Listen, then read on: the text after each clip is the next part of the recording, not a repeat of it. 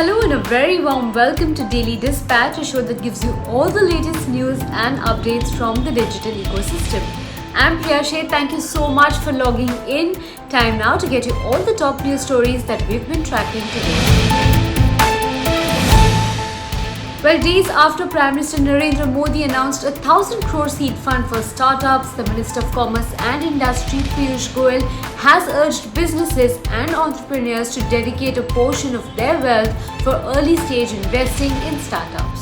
Our Indian business persons should dedicate a portion of their wealth, a portion of their value to support the Indian startups, particularly for the early stage investing. And I have in fact shared my thoughts on an earlier occasion. I believe if all our business persons come together and pool their resources, maybe an initial 10,000 crore rupees fund, which is domestically driven, professionally managed, with no role of government in it, but handholds our startups, our indigenous startups. From amongst all of you, each one of you take one or two startups to mentor them. Take a few startups who engage with your own companies and your colleagues to help them overcome the initial difficulties. I think we can really do great service to the startup world. Well, moving on to the second headline of the day, consumer goods company Reckitt Benckiser has led a 45 crore funding round in homegrown grooming firm Bombay Shaving Company. Interestingly, Reckitt is the second large firm to back the 5-year-old startup after Colgate-Palmolive invested in it in 2018. Now, these funds will be used by the Bombay Shaving Company to scale up operations and target a revenue of 150 crore rupees in the next fiscal. It will also use these funds to expand its offline retail distribution.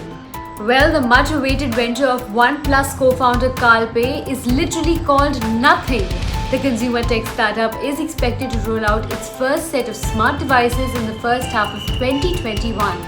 Last week, Nothing received seed funding from Cred founder Kunal Shah, and since December, the startup has raised about $7 million in seed funding from a clutch of angel investors globally.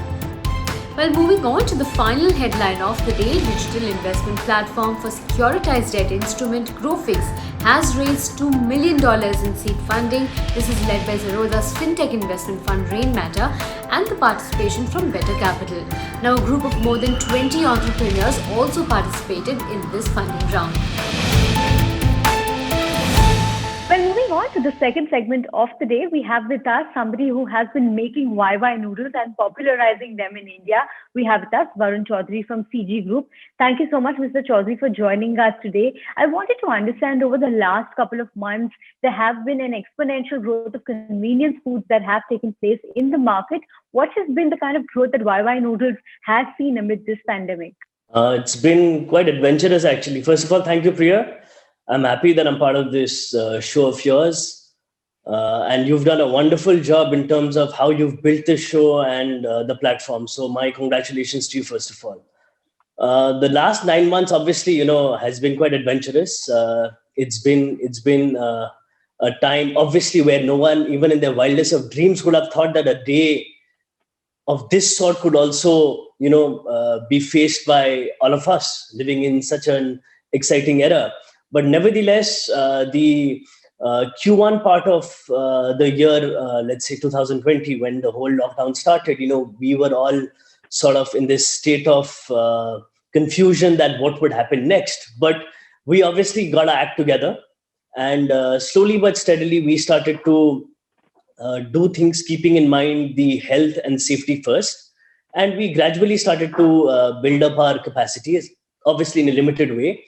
And then things started to take a center stage in terms of our whole supply chain distribution and making things available in the market. So every day sort of was challenging, but I mean, we got to do what we got to do. So we are happy that we were able to at least get the whole system in motion. You'll be happy to know that during the entire time, in fact, not one person was laid off. We did not lay off even a single person, but we focused on producing and making things available, our products available in the market. Right, I'm going to come to that in a bit, but I wanted to understand in terms of absolute growth, convenience foods, right from dips to sauces to noodles to biscuits, they've seen a double digit or even a triple digit growth in many categories. So for you at YY Noodles, what has been the absolute growth like? And if you compare this to pre-COVID levels, are you back to pre-COVID levels? Yes, if you ask me, obviously the entire FMCG industry did see an exponential sort of a growth, which is it's nothing new. I mean, everybody knows that.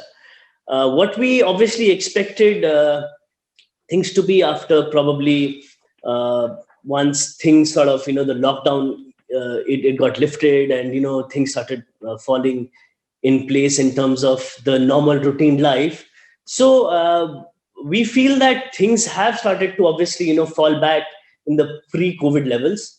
It's in fact more than the pre-COVID level, I would say.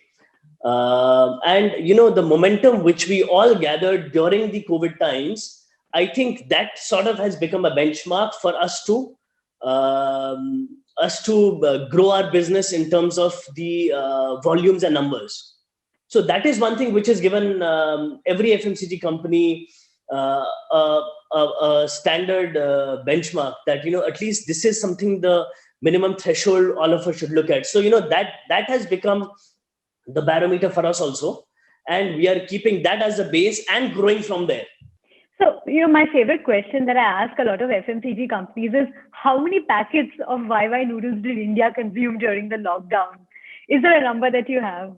You know what, I've never ever counted in terms of packets of noodles, but let's say we did well. And we are doing well. Let's keep that in mind. And even during the lockdown, you'll be happy to know that, we did add capacities.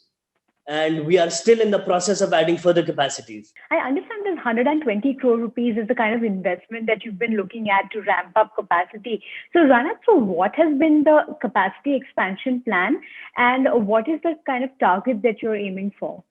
So we did add capacities in our Bihar unit, and going forward, we are adding more capacities in the East India, and also we have plans to further add in our Rajasthan unit. So overall, the impetus which we want to give is across India, and in the markets where we are strong, we want to further strengthen those markets, and those markets where we feel there is scope, we want to fill in the gaps where it's required by obviously gaining market shares. Apart from the noodles, we are looking at other products as well. That's been our strategy this year in terms of getting into a multi-product company. So we launched our sauces. We are in the process of launching multiple other products, which you will see in the course of this year, or most likely by mid of this year, you will see a lot of new products in the market. Right. Exactly what I wanted to ask you with regards to the kind of product launches and the category expansion that you've planned. You said sauces is one category that you've entered into. Are there three or four other categories that you plan to diversify into this year? If you could just name which categories would these be? Would these be more in the ready-to-eat, ready-to-cook space? So it is in the similar, obviously, categories as our noodles. So it'll be extension of probably like sauces we've done. And we want to focus obviously on the instant food category, which is your ready to eat category. And we want to also see if there are newer frontiers in the FMCG consumer goods category that we want to get into. So, a lot of things are in the pipeline. I think it'll be too primitive for me to say this right now, but I'm sure, I'll be back in your program once again. And maybe that time I can give you the full blast in terms of where we are heading. Right. When you talk about your overall production capacity, wanted to understand whether you are also looking at investing more into your business. In terms of absolute figures, is 120 crore rupees the total amount of investment that you're looking at putting into? Or is this just a phase-wise investment plan? No, it's just a phase-wise investment. Like I said, it's a phase-wise investment. And for the newer categories which we are looking at, obviously that will require further capital. The capacities where we are also looking at expanding, that will also look at further investment. And we as a group, we are a debt-free group at the moment. Not at the moment. We've always been a debt-free group, so to speak, at least in India. And We are out in the market looking at inorganic growth as well. We are looking at M&A opportunities. We are looking at acquiring companies. So our vision, our focus, and at least our idea is crystal clear to us where we want to head in the next couple of years. So when I talk about 2021 and your roadmap for the year ahead, if you could highlight three of your top priorities that you would, sort of work on in the coming year. Okay, that's quite easy, which I've just said, but I'll be quite specific. Number one is we want to add on capacities. We want to focus on those markets where we feel that there is room for improvement, which is we want to focus a lot in South, in West, and we want to strengthen our markets where we are already strong, which is East and Northeast. We want to get into those products and those products where we are already working on, so that this becomes a multi-product company as well, where at least in Nepal, we are into a whole range of FMCG products. So similar, by keeping the similar mindset, we want to do the same thing in India, and India becomes a base for us to probably replicate in other parts of the world as well. So that's number two. Number three is obviously looking at an inorganic growth.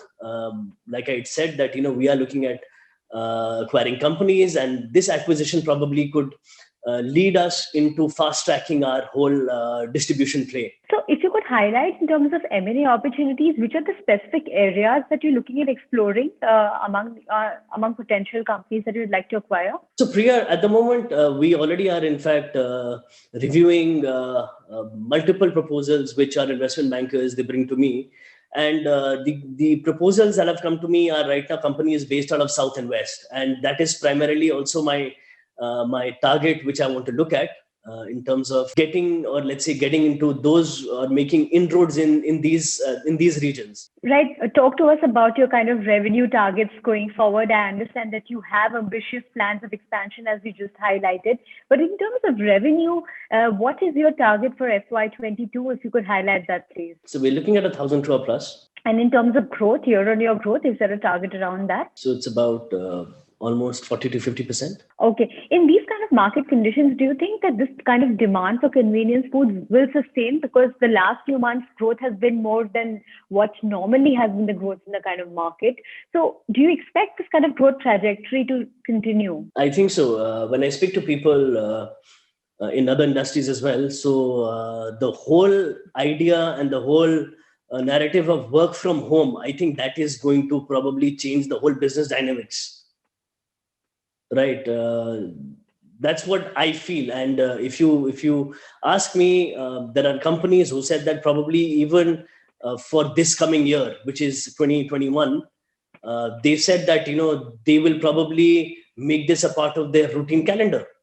That yes, work from home is a new concept, and I think it's worked well for multiple companies. And the whole idea of obviously packaged food is also going to not just sustain, but I think there'll be a good growth for the packaged food industry, keeping in mind the safety, the health.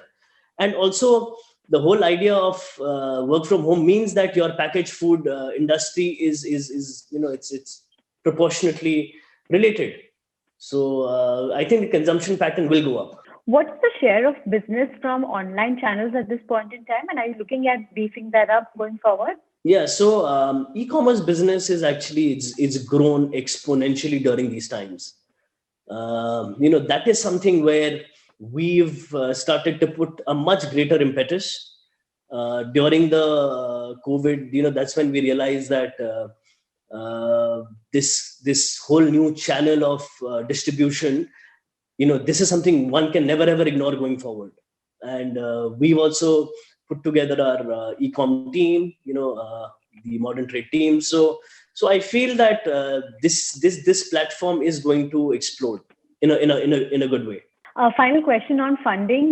You have ambitious expansion plans. With that, there's always a need for capital. Are you going to be exploring external sources of capital? No, we will not, Priya. So like I said, so far, by God's grace, we've been funding everything ourselves, and even going forward, we will continue to fund ourselves. On that note, many thanks for joining us for this interview. Thank you for joining us on Daily Dispatch. Thanks, Priya. Well, time now to say goodbye. Many thanks for joining us on this very special show. I'll see you tomorrow at 5 p.m. Goodbye and see you tomorrow.